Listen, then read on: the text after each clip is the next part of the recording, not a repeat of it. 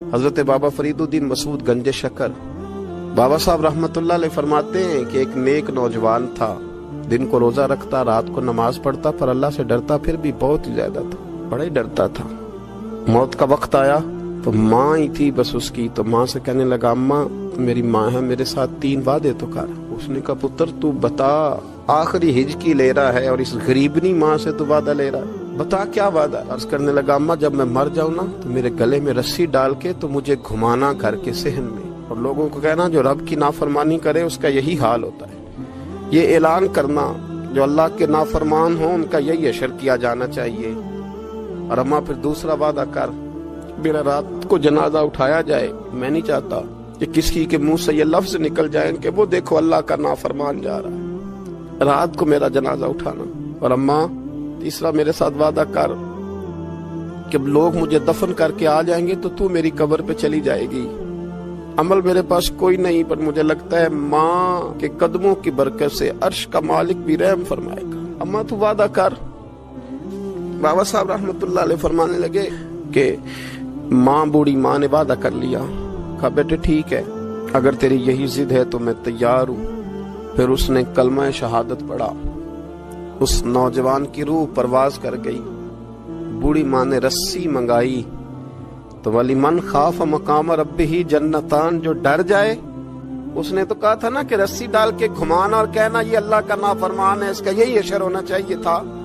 لیکن جب ماں گلے میں رسی ڈالنے لگی تو گھر کے ہر کونے سے آواز آنے لگی خبردار یہ رب کا دوست ہے، اللہ کے دوستوں کے ساتھ اس طرح کا معاملہ نہ کیا جائے، اسے چھوڑ دیا جائے۔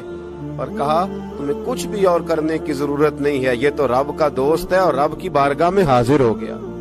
کوئی بندہ کہے گا کہ یہ تو ایک بابا فرید کا سنایا ہوا واقعہ ہے، سنیے بخاری میں حدیث ہے، نبی پاک صلی اللہ علیہ وسلم نے فرمایا، حضرت ابو ہریرہ رضی اللہ تعالیٰ عنہ راوی ہیں، حضور فرماتے ہیں ایک شخص مرنے لگا تو اپنے بچوں سے کہنے لگا کہ میں جب مر جاؤں تو مجھے جلا دینا، اور پھر میرے جلے ہوئے وجود کو پیس دینا، پھر مجھے ہوا میں اڑا دینا۔ پتر مجھے اڑا دینا، مجھے بڑا ڈر لگتا ہے، اگر رب نے مجھ سے حساب پوچھا تو میں قابل نہیں ہوں، اڑا دینا مجھے ہواؤں میں، اگر اس نے مجھ سے حساب لیا تو بڑا سخت حساب لے گا۔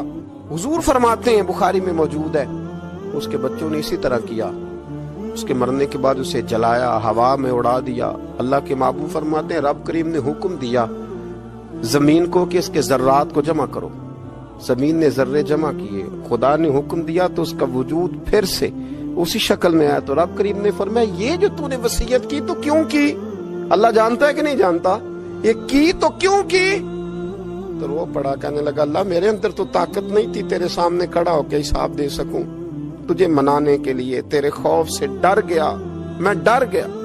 اگرچہ ہمارے بزرگوں نے لکھا ہے کہ آج یہ وصیت کرنا اس رنگ میں، یہ طرز اختیار کرنا درست نہیں، لیکن آپ غور فرمائیے کہ نبی پاک علیہ السلام فرماتے ہیں جب اس نے کہا نا اللہ تجھ سے ڈر کے یہ کیا، تو رب کریم نے فرمایا جا پھر میں نے تیری مغفرت کر دی، کیونکہ اللہ کو پتا تھا یہ دل سے بات کر رہا ہے۔